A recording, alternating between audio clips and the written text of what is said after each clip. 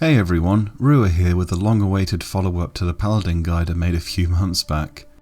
I earnestly meant to have this out sooner than now, but in hindsight the delay between parts 1 and 2 was a good thing because a lot has changed since.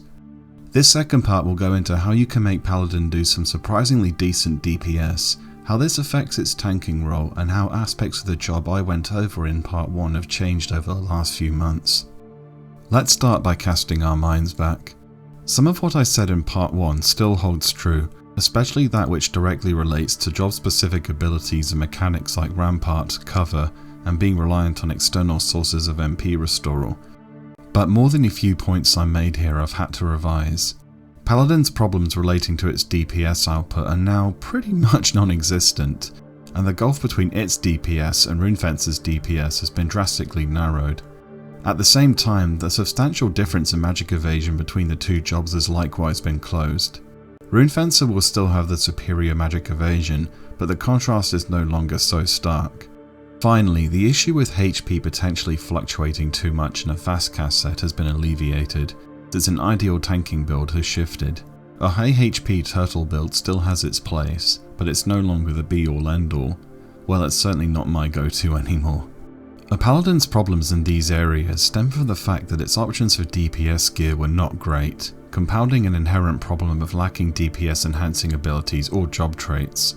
Runefencer has temper and access to better gear to help it generate enmity through damage output, whereas Paladin was completely reliant on spells, abilities and atonement against high-end targets pretty much. Both jobs are reliant on support to make enmity generation from DPS viable, but there was no getting around the fact that Runefencer just had a far easier time reaching that goal.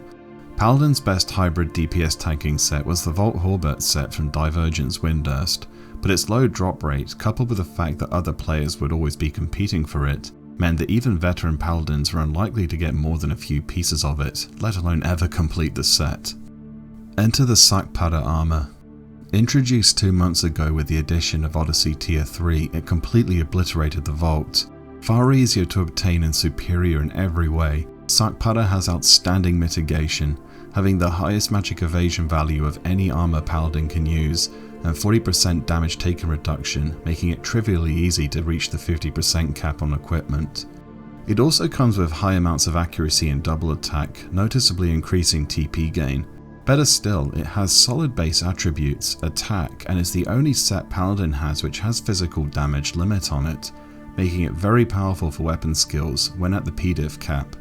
Overall, what really makes the Sakpata Armor incredible is that it provides all this while not requiring the Paladin to lower their defenses. It is literally unbeatable for a hybrid tanking DPS build.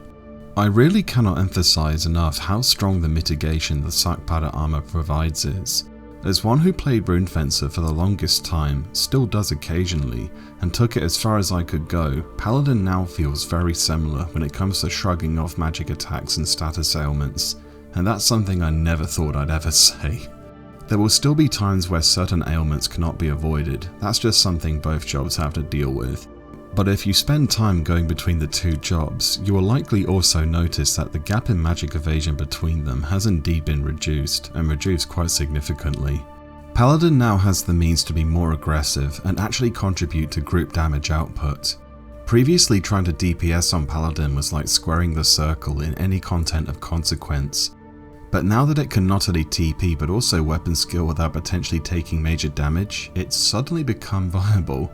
I know it's very odd to hear of Paladin, a job long associated with the distinct lack of damage output and being geared entirely towards defense, being able to reliably DPS without forsaking its core role as a tank and as its group support healer.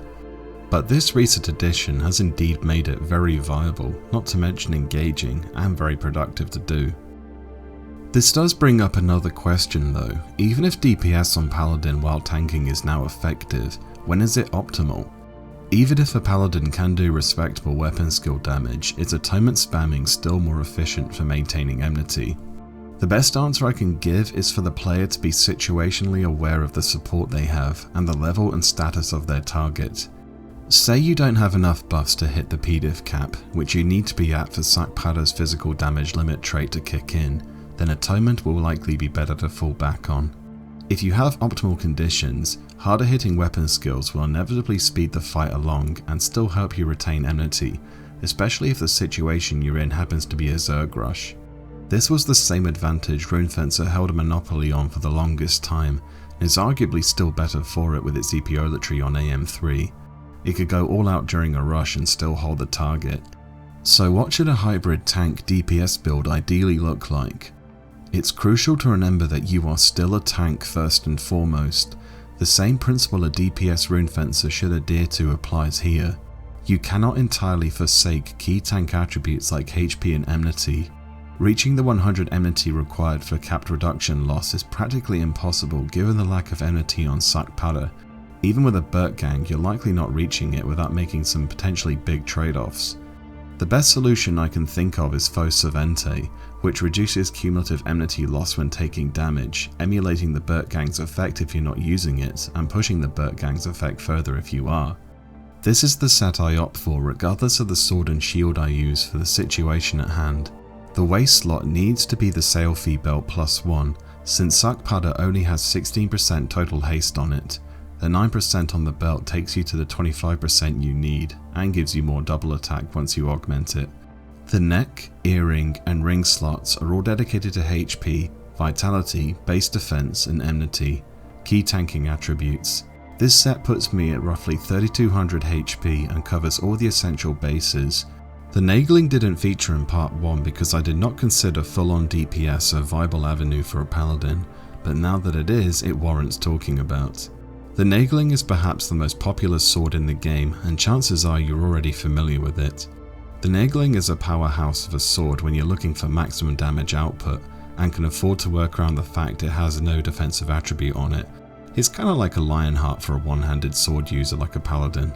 It enhances Savage Blade, already your strongest weapon skill for raw damage, by 15%, and gives a 1% attack bonus per buff you have active, so on average you're looking at about a 15% attack bonus.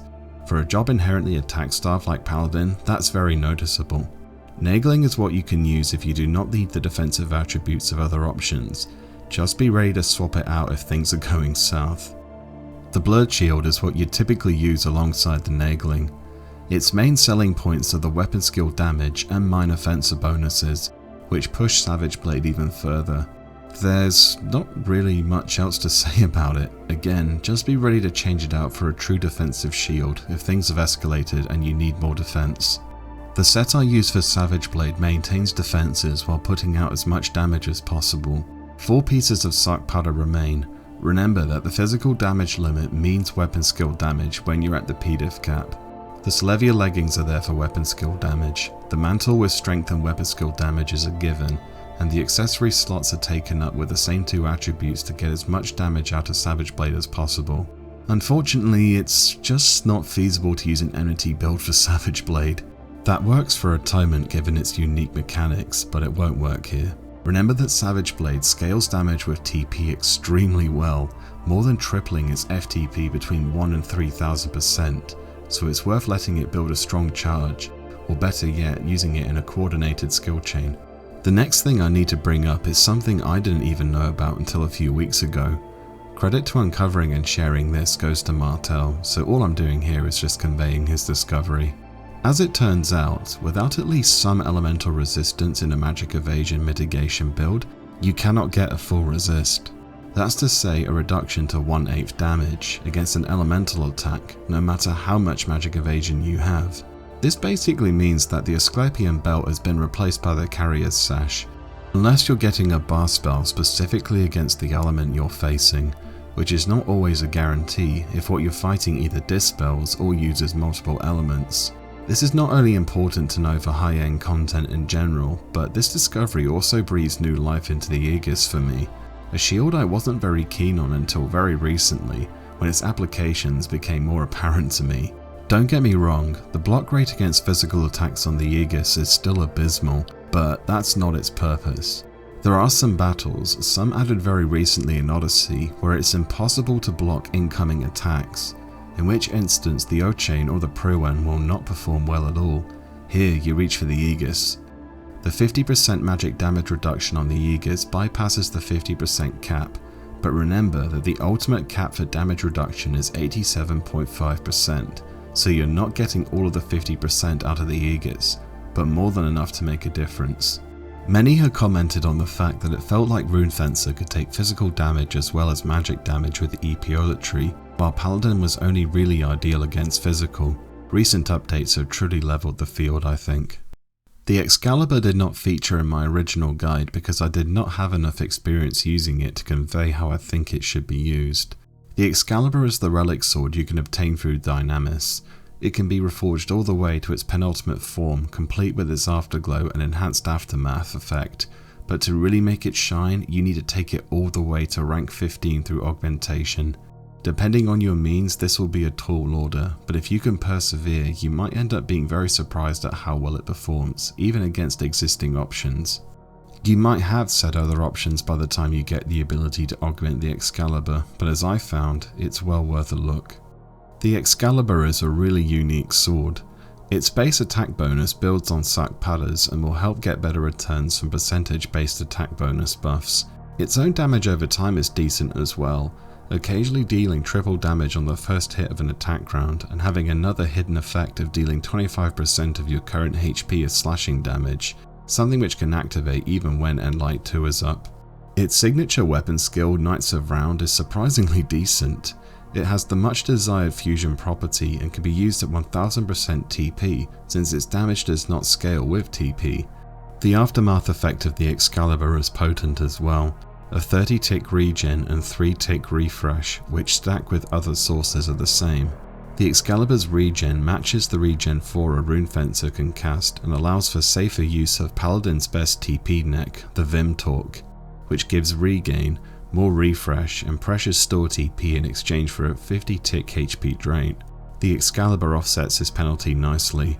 The final and probably the best overall aspect of the Excalibur is that when completed it gives an additional 10% block rate and is very useful in achieving a powerful shield block build even against level 150 targets. The Excalibur can be used both defensively and offensively in equal measure, though I do think it is more suited to an aggressive playstyle. Indeed, everything is situational in this game, but since a guide is about helping players prepare, it's worth comparing alternatives. Its closest situational comparison I found is to the Burt Gang. The Burt Gang has enmity generation, TP gain, a physical damage reduction which breaks the cap, and an enmity loss reduction over the Excalibur, but updates have brought the two swords closer than you might think. Sakpata's double attack emulates part of the Burt Gang's aftermath level 3. Not entirely, but some of it. The physical damage reduction is kind of a moot point when you can achieve a near 100% block rate, and Fosa Vente likewise emulates and then surpasses the Burt Gang's enmity loss reduction. Still, there is simply no getting around the fact that the Burt Gang is far superior for sheer enmity generation through enhanced atonement spamming. Even if it comes at the cost of damage output depending on the situation, that's likely a worthwhile trade-off. Come to think of it, I'd be very interested to see how well a Burt Gang Paladin playing aggressively could do with Savage Blade spamming for enmity generation and damage output, but I digress. The point I'm getting at is to consider alternatives and to not be afraid to try new things out. I've brought up a build which achieves a near cap block rate against level 150 targets, the highest level of content currently around, a few times now. Here's how I do it. This build requires the Excalibur and the Prilwyn, using shield skill pieces wherever possible without major losses to other key attributes. The build works by building base shield skill as far as I can take it before using Reprisals effect to push it beyond the 700 skill threshold, at which point block rate and Reprisals other effect take it where it needs to be, a 99% block rate. Palisade's 50% block rate increase takes effect regardless of skill level differences, but it's still a 1 minute duration ability on a 5 minute reuse timer. You cannot rely on it. Good Runefencers do not rely on Batuta, and a good Paladin should not rely on Palisade. The build leans heavily on Reprisal, so if you're getting hit with slow or addle, then be very careful not to cast it until they are removed, or you will land yourself in trouble. Keep in mind that this build shield skill reflects what is required for level 150 targets, so as the content level you find yourself in falls, You can swap out shield skill for other attributes as you desire. For example, if I swap out the combatant's torque for the Demo Gorget, then my final block rate falls to 93%. And then if I swap that to the unmoving collar I typically use, then my block rate falls to 88% against level 150 targets. 88% is the rate I often default to. I just want to give an example here of how it can be pushed to near cap without the O-chain. Don't get me wrong, using the O-chain would be the path of least resistance, but it's very important to remember that the O-chain does absolutely nothing against magic damage, or give magic evasion like the Prowan. I'm not telling you to not bother going for the O-chain if you're just starting out. It's a fantastic shield and will help a new player out immensely. I've just managed to tank most content in the game without it, despite the preconception of it being mandatory. Up next are two things I didn't get the time to go into in part 1. This one is done more for fun, but if you're up against something which really isn't a threat in any way, shape or form, or if you're really good at timing Rampart and Sentinel for dangerous phases of battles, you could do well with it. I'm talking about throwing caution to the wind, putting your sword and shield to one side, getting a great sword out and going all out. This setup basically makes a Paladin mimic a DPS rune fencer. You just have the Collab Bolg instead of the Lionheart as your best DPS weapon. Subbing Dark Knight is the way to go when doing this, as last resort's attack bonus, and more importantly job ability haste will go a long way. Subbing Dark Knight also gives you 2 more enmity spells with stun and absorb TP, so you're not losing out on enmity generation options if you need them. You're obviously losing your ability to shield block when doing this, but beyond that, not losing a whole lot else. You can still use Rampart to reduce the damage your party takes, still have cover if you need to protect someone during a Zerg rush, and still have Majesty Kiraga spells to help keep your group going. It's more of a fun thing to do, but hey, it's something. I skimmed over this in part 1 as well, but here I can go into it in a little more detail. Recent additions have made Divine Emblem Holy 2 into something of a monster for magic damage. It's effective for extra damage if your group is orientated to make the most out of magic damage, but unfortunately the enmity generated from magic damage, no matter how much you hit for, is reduced because the enmity is determined by the base damage of the spell, rather than the spell being enhanced by everything else. Elemental weapon skills operate in the same way. It's why you rarely see Corsairs pull hate with Leaden Salute. It's unfortunate, another mechanic meant to make life easier for other jobs. Paladin has just been caught in the crossfire, but I just take it for what it is right now. Perhaps Divine Emblem will be adjusted to circumvent this mechanic in future. I guess its closest comparison is to a Runefencer's lunge ability. It's a one-off magic burst trick you can do every 3 minutes. This is the set I put together to get these numbers. I'm not joking when I say this was literally a case of me throwing together equipment I'd already gotten for other jobs like Beastmaster and Ninja, then adding 2 pieces of the new Naomi set from Tier 4 Odyssey. Speaking of which, I think the entire Naomi set would do well if you wanted a set for magic bursting right out the gate. As you can see, the build is based on burst damage, as that really is the best way to make the most of Divine Emblem when attempting this. It's highly reliant on Divine Emblem to do most of the legwork, but you can still do okay numbers without it, just don't expect to see massive chunks fly off. You'd really have to go out of your way to make this build, and it should be a low priority, as the best use of Divine Emblem overall is with Flash for enhanced enmity generation, but I won't deny it's very fun to do. This brings me to the end of all I have to share about Paladin. Much of what made Paladin lag behind Runefencer has been addressed, thanks to the addition of new equipment and some much needed adjustments to abilities which fixed core issues and expanded the role of the job immensely. Do I think Paladin is a fixed job?